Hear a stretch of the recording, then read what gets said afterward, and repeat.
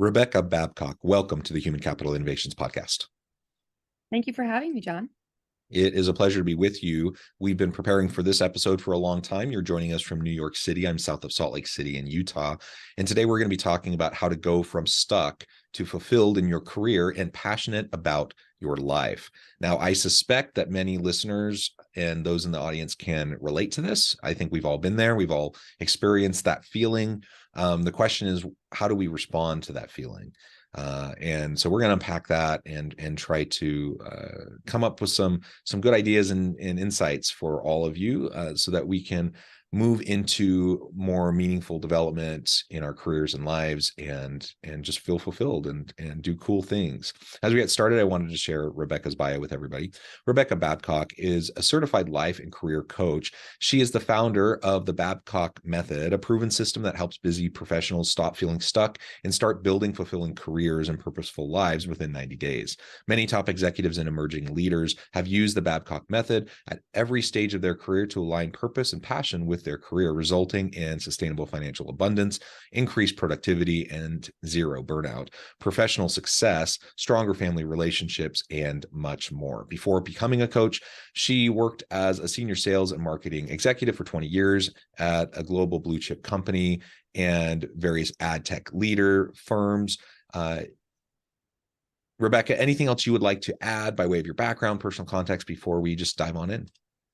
Sure. Yeah, I do actually. So yes, my background is I didn't just one day become a coach. I worked in corporate 21 years. I started out in magazine publishing. Then at 35 years old, that was like what I knew how to do.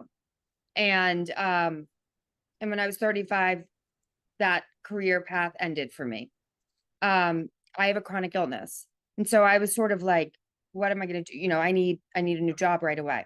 And it began what became a really introspective journey for me on how to actually find a career that you find fulfillment in while also having a life. So for me, that meant like taking a ton more jobs, changing industries 3 times. I had an emergency surgery to have my entire colon removed because of this chronic illness. And I ended up having 5 surgeries over 2.5 years. And I still, each time things got crazier, I was like, I really need to figure out what I want to get in the driver's seat of my life. And I felt like I couldn't, I needed a job. And then I felt miserable in the job, but I needed the job. It was just I felt so stuck. And the older I got, the more it felt like the stakes are too high now. What am I going to do? Start all over? And through my own journey that maybe we'll get into, maybe we won't, I kind of discovered what I couldn't find out there in terms of coaches, and became what I felt was really needed, was somebody who looks holistically at our lives, not just our career or our life, but the intersection of both of them and how they play together, and that being the key to finding real happiness. Yeah, I love that. And taking holistic approaches to anything, I think, is important. Most of the challenging, most pressing issues that we face in life, whether it be societal issues, whether it's corporate issues, personal life issues, whatever, it all impacts each other. So we have to be able to examine things in a more holistic way. And there is plenty of bleed over in how we experience these various things. So I love that that's your approach. And I appreciate the background on your own experience and how that's led you to where you're at and to what you're doing today. I think many listeners can relate to just the fact that we often find ourselves in a bit of a meandering path. There are people who kind of figure out what they want to do and then they just do it and then they're happy and live good, productive lives, and more power to them. I'm super happy for those people. But it seems like, in my experience, that's relatively rare. That's not the norm. I think most people have more meandering paths. And I mean, just from a career perspective alone, we know that the majority of people change not just jobs, but full-on careers multiple times throughout their work life. So there is just disruption, and that kind of disruption does provide opportunities to step back, to reflect, to decide, are we, on the path that we want to be? And in some ways, I think that's a real benefit. Despite the challenges of the pandemic, a real benefit has been just the pandemic as a catalyst for reflection and for people to reevaluate what's important to them, their priorities, and where they want to go in the various aspects of their lives. So whatever that catalyst is for you, that self-reflection is really important. And it's never too late to shift. You know, you talked about being 35 and feeling like, what am I going to do now? It's, you know, how am I going to just start over? Well, the And reality by is, the way, that was a decade ago. I went from there to eBay to an ad tech startup. Like, that was not the end of my journey. No, no, no. yeah. Well, and the point is, you know, it's never too late. It's never too late to shift and to try new things. And part of that is just because we go through different life stages. You know, what may have worked for me and brought fulfillment to me in my 20s may not be the same in my 30s or 40s or 50s, and that's okay, right? So I love all that. Now, as we get started and really dive on in, tell us what you mean by stuck. I introduced the topic as, you know, moving from stuck to fulfilled. What do you mean by stuck? How have you found yourself stuck in the past? And then how do we move to unstuck? Yep. So the way I define stuck, and it can happen at any stage in your life, but the clients I really work with are people that they have it all on paper. In other words, in theory, they have what they're looking for. They've got a job. They've got, you know, family, if that's what they're looking for. They've got some money in the bank, but truthfully, they feel meh. And it's almost like I don't want to say anything because who am I to be complaining? But honestly, I don't feel fulfilled. And then the immediate next thought after that is, but there's nothing I can do about it. Either because I'm stuck in these circumstances and it is what it is, total fear about what they would do instead, or no idea what they're going to do instead. That's the stuck part. It's not just stuck if you don't love what you're doing. What's stuck is saying, I don't love what I'm doing, but even if I blew up my life and put all my stuff in storage and started all over, I don't even know what I would do instead. And those are the people that I want to help. And you can be in any stage of your life with that. It's just that moment of like, this isn't good enough. And for me, the reason why I became the type of coach that I am is because I felt stuck. And if I went to a career coach, they'd be like, okay, cool. What do you want to do for a living? We'll help you get a new job. And I was like, well, what if I don't really know exactly what I want to do? And they were like, ooh, you should go talk to a life coach. And the life coaches were like, what does any of it matter? Follow your bliss. And I was like, how do you think I'm paying for you, life coach? I'm paying for you with the money I need to make. You know, and I'm a single woman. I got divorced when I was 32. I have this chronic illness. So the big misnomer, in my opinion, about being stuck is that one thing's going to fix everything and save it. So when people come to me and say, my life is amazing, my job is terrible, or my marriage is terrible, but my job is perfect. And if I just change the job, everything will be better. The problem is the industry that I work in. Wherever we go, there we are. So if you hate the commute, or you think your boss is a jerk, or you think you're not getting recognition and approval and praise, and someone's throwing you under the bus, or you're not being positioned for a raise or a promotion, the sad news is part of that's on you. And so the key to getting unstuck, critical. Anyone listening, here's the key. The key to getting unstuck is not to do more. It is not to take action. Because you are hopping on your left foot as hard as you can with that left foot, so excited. You have a whole nother foot that you don't even know about. So if you leave your job or your marriage or your town and you move someplace else, oh, it's just New York City. Once I get to Salt Lake, it'll be fine. If you don't change your behaviors or the way you're approaching it, you'll do the exact same thing in a different place. It's called pulling a geographic. And that geographic could be your relationship. It could be your job. It could be your whole career. It could be your life, your bank account, all those things. So the key to getting unstuck is quite simple. Stop doing so much. Stop. Believe it or not, it's not do more. Your 5-year plan is made up of your to-do list if you don't slow down and pay attention to what you're putting your action towards. We don't need to do more. You don't need to apply for more jobs. You don't need to just like set down the boundary and it'll be different this time with my partner, or I just need to save more money. I have people come to me saying, I need a motivation coach. And I say, well, I'm not in the business of telling you to do something you don't want to do. If you need someone to motivate you to get something done that you want to get done, there's something else going on.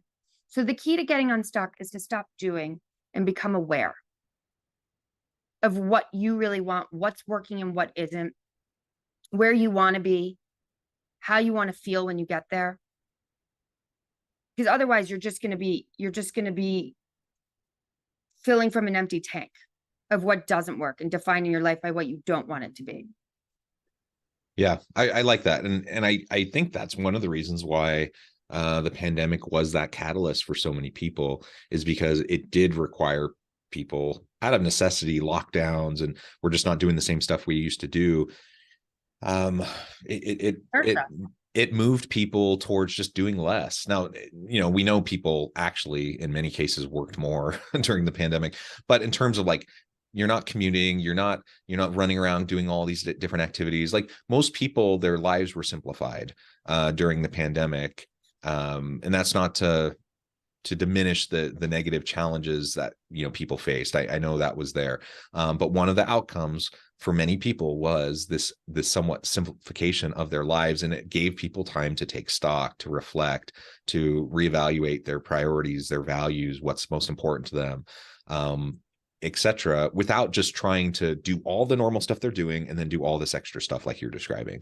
Just that opportunity to pause, step back, quiet your mind, reflect, evaluate. Like those things are really, really important. And it's only if we do that we're going to have some clarity around where we could go in the future if we're going to pivot or shift in some way. Without that clarity, it's just noise. It's just like we're adding more noise to a over busy life, right? That's exactly right. So the principle of my program is basically, if you think about it like a pyramid, at the base of that pyramid is awareness. If you don't know who you are and what you want and what lights you up and what doesn't, you were talking before about career. And one of the things I always ask my clients is, did you choose your career, or did your career choose you? And sometimes it's like, well, I chose it when I graduated from college. And then, well, what am I going to do now? I'm in my 40s. I've got a mortgage. Like now I'm just playing within this pool of what I know how to do. So becoming aware of what you are, who you are, what you want. I can't tell you how many of my clients don't leave their job, because it's not really about that. Once you know what's bothering you about it, but also what you love, then you start taking action. And only once you take that action can you build your confidence, right? So that's the third rung up on this pyramid, if you will, because once you're aware of what to do, the actions are less of what you don't want to do, but just has become inertia. So what happened during COVID, for example, is that the inertia ended. Everything you just did, you got up the same time every day, you drove the same way to work, you had the same thing for lunch, all of that stopped. And we discovered the things that were really needed and the things that weren't. Also, our lives are a distraction for ourselves. So the other thing that happened during COVID is you didn't have so many distractions. You had a lot more quiet time with the actual work that you do, not hanging out and having lunch together, not chit-chatting, not asking about how your weekend was at the water cooler. And that noise of what is or isn't working without the distraction becomes more clear. Now, what I think is true is that people don't know exactly what to do instead. So one of the things I ask potential clients is, okay, where do you want your career and your life to be a year from now? And if a potential client can say, I know exactly what I want, they probably don't need my help because they have a lot of awareness. But most of them say, truthfully, I know where I don't want it to be, but I don't really know where I do want it to be. So awareness, then you take action, which builds confidence. So instead of saying, I could never leave this job, or I could never have that conversation, or I could never try that thing, you think about it more as a win or learn. And if you take an action and you win, great. If you don't, you go right back down to the bottom of the pyramid. You start being more aware. Why didn't it work? How did I feel? What was my expectation? Take a new action. So you take action more often, it builds confidence. And ultimately you get to the top of this pyramid, which is being of choice in your life, where you're co-creating your own life. But if you do not start with awareness, if you hire a coach that kind of says like 7 steps to effective leadership, or it doesn't work. Trust me, I've hired every type of coach. That's why I became a coach, because there was no one who was looking at it holistically, and there was no one that was pausing enough. There was a lot, like, I'm a big believer in therapy, but to me, my therapist and I talk about what's happened in the past, PTSD from 5 insane surgeries, getting divorced in my 30s. I quit drinking when I was 35. What happened in my childhood? But we don't ever talk about, now that we've become aware of these things, what am I running towards instead? And that to me was what was missing in terms of life coaching or relationship coaching or that kind of thing. And then on the business side, executive leadership coaching was just like, gun harder, push harder, more action, do more. And it was like, but for what? Where is this going to get me? You know, or a career coach that says, we'll just help you get a new job. They're not going to tell you we're going to help you discover the right career for you. They're just going to get you in the next job. So it really requires looking at it from all angles. And that's why, as you said at the intro, I help my clients build a fulfilling career and a purposeful life, not one or the other, because that doesn't make any sense either. Yeah, and the reality is people have different priorities around work and life, and that integration. And I've said before on the podcast, as I reflected on, past jobs, back before I went to college, I worked at a factory, to earn money to go to college. And I didn't like that job. And it was a means to an end. And I was doing it to earn money to go to college, and then I would never go back. But there were people that I worked with in that job that had been there for 30 years, and they were perfectly fine. They were happy. It served its purpose, and their main focus was on family, and they were able to go to work, clock in, do the work, clock out, provide for their family, and live their best life, and that's what they wanted to do. That's not what I wanted to do. And that's fine. The point is, different people have different approaches to their life. And so we can't just chase what society is telling us is the thing we should be chasing. We can't just, that's the prevalent thing, is that everyone looks around and they look at the media, and they look at Instagram and TikToks, and they look at like all these influencers, and they think, ooh, that's the life I want. And that they think that's the best life. That's the life that I should want, without taking the time to really think about, is that the best life for me and who I am, etc. Right? That is exactly how you get stuck. You let your career choose you. You do what you're supposed to do. And you think it's going to make you. The reason why I don't generally work with 22-year-olds is because you've got to try to get to the place first. And then you're like, oh, it'll all be better once I have this title, or I make this amount of money, or I get promoted to this thing.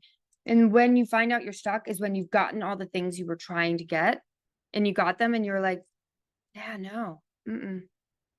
So if a client comes to me and says, I want to make $1 million, I call it lazy coaching. If you just go, okay, let's make you $1 million. Action, right? Let's go to the 10 steps. I'm always going to say, why? How do you want to feel? And they say, I want to feel financially free. I want to feel relevant. I want to feel recognized at work. I want to feel important. Let's work on making you feel that way. Maybe you make 100 million, maybe you make $999,000. But if we just blindly say, let's make $1 million, I can guarantee you're going to get to the million and go, it must have been 2 million. I just don't quite feel it yet.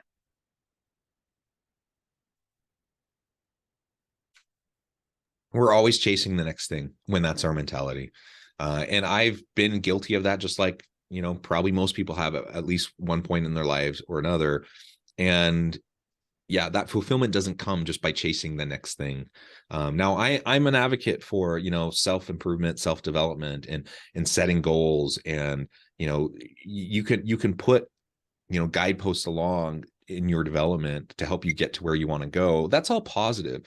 But where I draw the line for myself that I've learned over time is, if I make it all about the goals, then I lose sight of actually what's most important. I end up chasing the goals and the metrics rather than meaning, fulfillment, purpose. It's the meaning, fulfillment, purpose that's actually going to drive me with the motivation to achieve the other metrics, not the other way around. And it's just too easy to get distracted, and to start chasing your tail and chasing things that don't actually really matter, because you think it's important. And so, yeah, go ahead.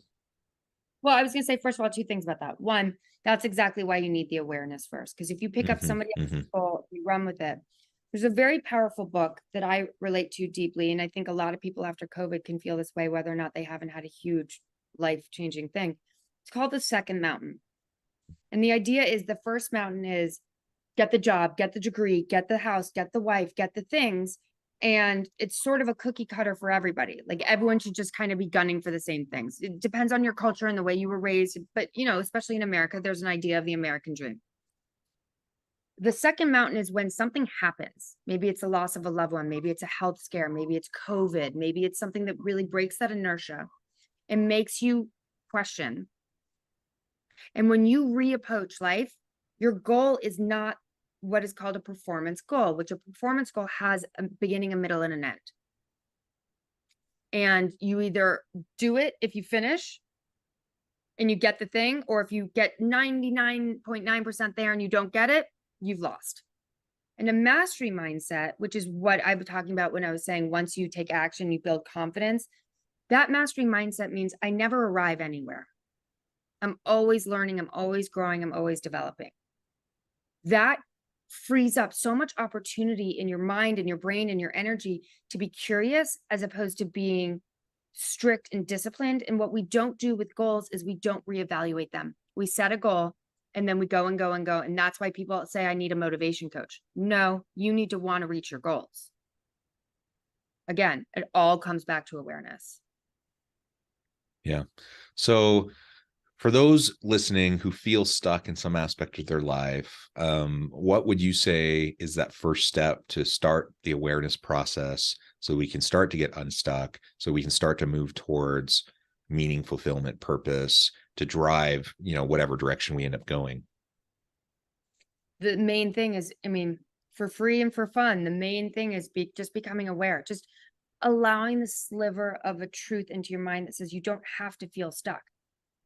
Like I said before, I have many, many, many clients who end up staying in their job or staying in their marriage or staying in their town because they realized it was more them than it was the external. Yeah.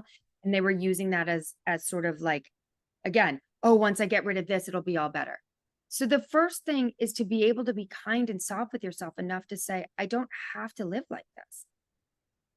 Now, some people can do that pause on their own and build that awareness. It's pretty darn hard.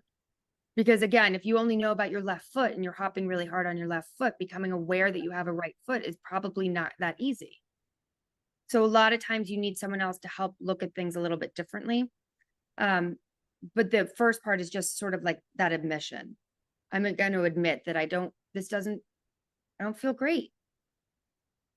Yeah, and that may sound simple, but it's not. It's challenging because it makes you very vulnerable, and it disrupts, in many cases, your identity, your worldview, all the things that provide some sense of structure and certainty and safe security in your life. When you start to ask these questions the way you're describing and starting to take a step back and actually allowing yourself to ask those questions, it puts on the table that maybe all these things that have made you who you are may not be the best fit for you moving forward. And that's scary, right? Sure is. Yeah. But on the other side of it, it's freedom like you've never known, because it's your checklist. It's your vision of your life. Yeah. Well, Rebecca, this has been a really great conversation. I know at the time I need to let you go here in just a minute, but before we wrap things up, I wanted to give you a chance to share with the audience how they can connect with you, find out more about your work, your team, and then give us the final word on the topic for today. Okay. So you can find me at Rebecca Babcock Coaching. It's a tongue twister, but it is REBECCA. And then my last name is BABCOCK. And we all know how to spell coaching. You can find me on LinkedIn. You can find me on Instagram, but to keep it easy, probably just go to my website. It's got some free tools about ways to get unstuck and things to do to help get yourself started. And if you're listening, you can get a free 15-minute call. And if it sounds like I might be able to help, I'm also going to offer you a free 16-minute consultation session to see if I'm the right fit for you. So that's a good reason to go check it out. Perfect. Thank you, Rebecca. It's been a pleasure. I encourage the audience to reach out, get connected, find out more about what Rebecca can do for you. And as always, I hope everyone can stay healthy and safe, that you can find meaning and purpose at work each and every day. And I hope you all have